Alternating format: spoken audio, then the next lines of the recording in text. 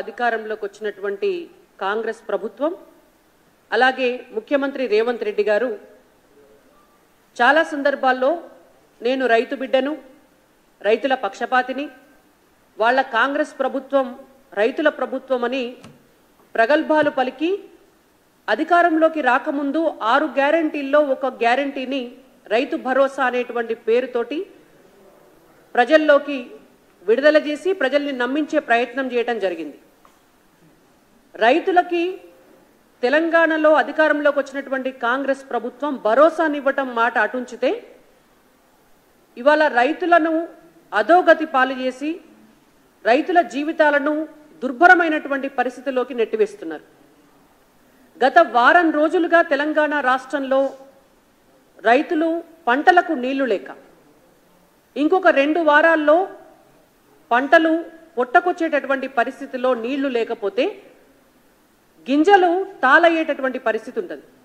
మొత్తం ధాన్యం కూడా తాళైతే ఎటు కొరగాక కనీసం సగం పంట కూడా చేతికి రాక ఏం చేయాలో అర్థం కాని స్థితిలో కొంతమంది రైతులుంటే ఇంకొంతమంది రైతుల పరిస్థితి అసలు పొట్టకు రాకముందే పంట మొత్తం ఎండిపోతే పశువులు మేస్తున్నాయి.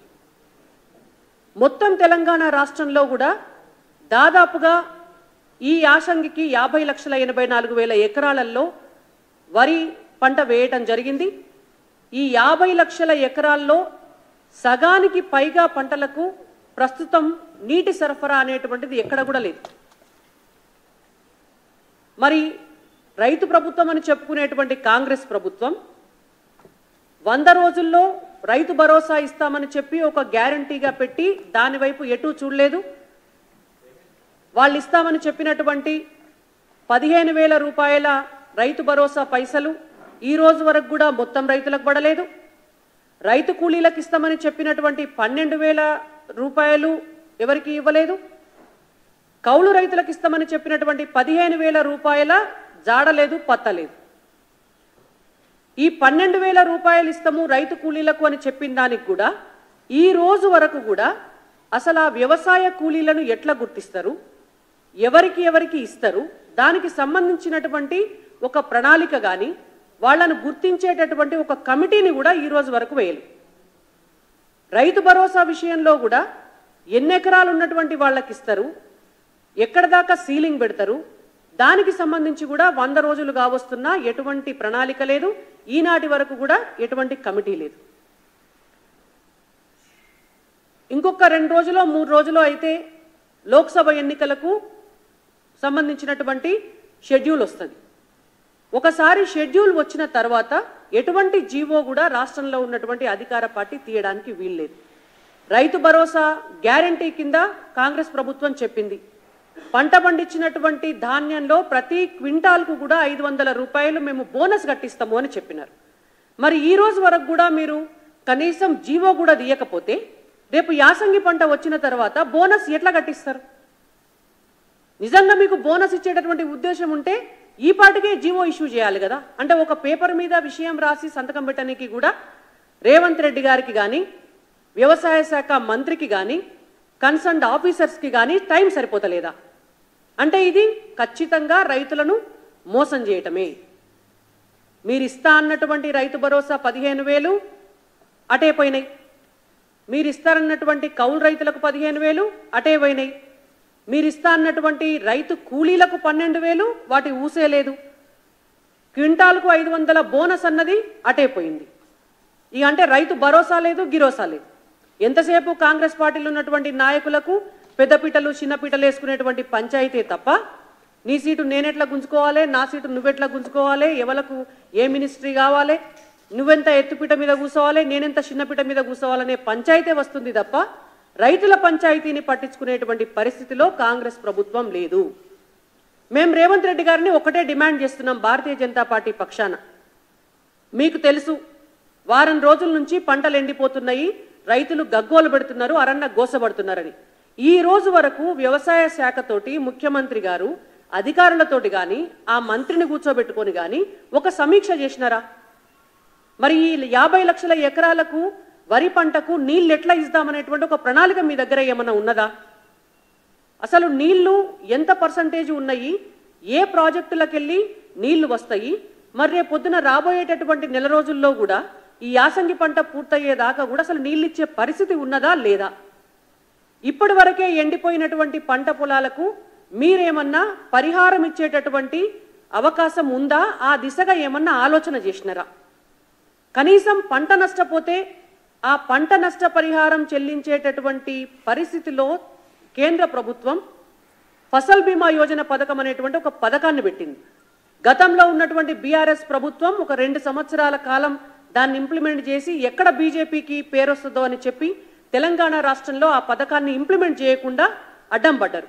మరి అలా చిత్తశుద్ధి ఉన్నటువంటి కాంగ్రెస్ పార్టీ ప్రభుత్వమైనా ఫసల్ బీమా యోజన పథకాన్నైనా ఇక్కడ ఇంప్లిమెంట్ చేసి ఈ 100 రోజుల్లో కనుక రైతులను దాంతో అటాచ్ చేసి ఉంటే ఇప్పుడు పంట నష్టపోతే కూడా వాళ్ళకి ఏమన్నా పరిహారం వచ్చు రైతులకి.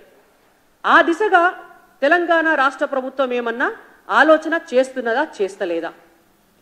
గత 10 సంవత్సరాల్లో తెలంగాణ రాష్ట్రంలో ఒక వ్యవసాయ ప్రణాళిక లేదు.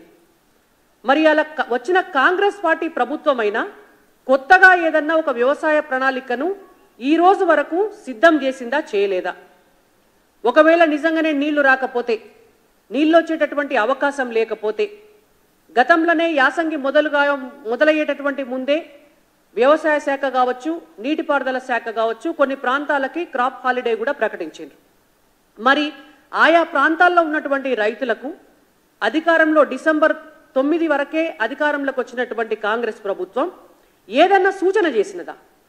ఒక సమీక్షా సమావేశం పెట్టి ఆల్టర్నేట్గా ఏ పంటలు వేసుకోవాలి, మరి ఈ పంటలు వేసుకుంటే నష్టపోతారు కాబట్టి ఏమన్నా ప్రత్యామ్నాయ పంటల వైపు కనుక వాళ్ళకు మార్గం చూసేటటువంటి ప్రయత్నం ఏమన్నా చేసినదా?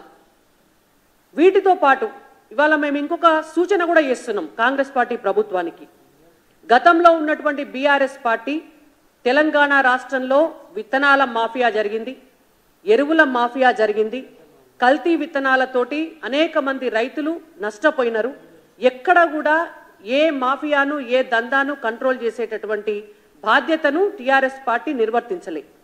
ఇవాళ వచ్చినటువంటి కాంగ్రెస్ పార్టీని మేము డిమాండ్ చేస్తున్నాం, మీరు కల్తీ విత్తనాలను అరికట్టే విషయంలో, కల్తీ ఎరువులను అరికట్టేటటువంటి విషయంలో ఏదైనా నిర్ణయాలు తీసుకొని ఒక ప్రణాళికబద్ధంగా రైతులకు న్యాయం చేసే దిశగా ఆలోచించాలి అని చెప్పి మేము డిమాండ్ చేస్తున్నాం.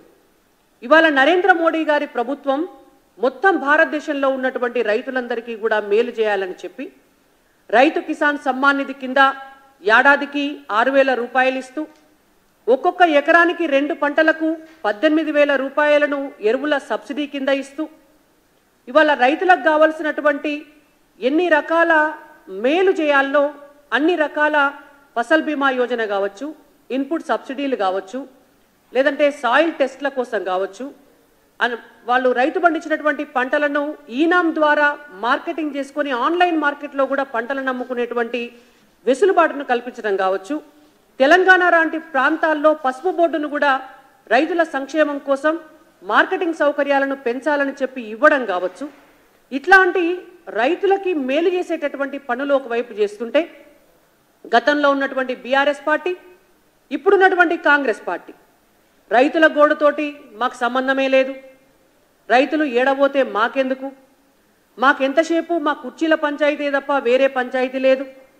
చిత్రంగా ఉన్నది ఏంటంటే అసెంబ్లీ సమావేశాలు స్టార్ట్ అయితే రైతు సమస్యలపైన మాట్లాడకుండా, 6 గ్యారెంటీల మీద మాట్లాడకుండా ఈ ముఖ్యమంత్రి గారు పాత ముఖ్యమంత్రి గారి మీద సవాల్ చేస్తారు, పాత ముఖ్యమంత్రి గారు కొత్త ముఖ్యమంత్రి గారి మీద సవాల్ చేస్తారు, తొడలు కొట్టుకుంటారు, మీసాలు తిప్పుతారు, నువ్వు వస్తావా నేను రానా అని టైం లైన్లు డేట్ లైన్లు పెట్టుకుంటారు. మరి అవి చేయడానికంటే బదులు ఇవాళ ఖచ్చితంగా రైతులకు కావాల్సినటువంటి నీళ్ళు ఇచ్చే విషయంలో ఎందుకు రేవంత్ రెడ్డి గారు ఇప్పటి వరకు కూడా ఒక కార్యాచరణ దిశగా ఆలోచన చేయలేదు? కాళేశ్వరాన్ని సిబిఐ ఎంక్వైరీ చేసి దాని మానాన అది జరిగే కార్యక్రమం విషయంలో ఇన్ని రోజులు టైం వేస్ట్ చేసి మొత్తం టూర్లు వేసుకొని పోయినారు కదా. మరి ఇప్పుడెందుకు వ్యవసాయ శాఖ అధికారులను ఎక్కడెక్కడ పంటలు ఎండిపోతున్నాయి, రైతులకు మనం ఏం చేయాలి అని చెప్పి ఒక గైడ్ లైన్స్ ఇవ్వడం లేదు? చాలా సందర్భాల్లో కూడా చెప్తారు, రైతేడ్చిన రాజ్యం ఎద్దేడ్చిన వ్యవసాయం బాగుపడదు అని. ఇవాళ రైతుల్ని ఏడిపిస్తే, తెలంగాణ రాష్ట్రంలో అన్నదాతలను గోసబుచ్చుకుంటే కాంగ్రెస్ పార్టీకి అది మంచిది కాదు. కాబట్టి భారతీయ జనతా పార్టీ రైతుల పక్షపాతిగా ఉన్నటువంటి కేంద్ర ప్రభుత్వంలో ఉన్నటువంటి పార్టీగా మేము కాంగ్రెస్ పార్టీని డిమాండ్ చేస్తున్నాం. తక్షణమే వరి పంట పండిస్తున్నటువంటి రైతులందరికీ కూడా ఆ పంట పొలాలకు నీరందించేటటువంటి మార్గాన్ని ముఖ్యమంత్రి రేవంత్ రెడ్డి గారు ఒక సమీక్షను నిర్వహించి దాన్ని వెసులుబాటు చేయాలి. పంట నష్టపోయినటువంటి వాళ్లకు, ఎండిపోయినటువంటి వాళ్లకు నష్టపరిహారం ఇచ్చే దిశగా ఆలోచన చేయాలి. రైతులను, అలాగే ఇరిగేషన్ అధికారులను, వ్యవసాయ అధికారులను అప్రమత్తం చేసి రైతులకు నష్టం జరగకుండా ఖచ్చితమైనటువంటి చర్యలు తీసుకొని వాళ్లను ఈ విపత్తు నుంచి బయటపడేసేటటువంటి మార్గాన్ని చూడాలని మేము డిమాండ్ చేస్తున్నాం. ఒకవేళ మీరటువంటి పని చేయని పక్షంలో భారతీయ జనతా పార్టీ రైతుల పక్షాన నిలబడి డెఫినెట్గా రేపొద్దున రైతుల కోసం మేము ఉద్యమం చేయడానికి కూడా కాంగ్రెస్ పార్టీ పైన సిద్ధపడతామని చెప్పి హెచ్చరిస్తున్నాం కూడా. ధన్యవాదాలు.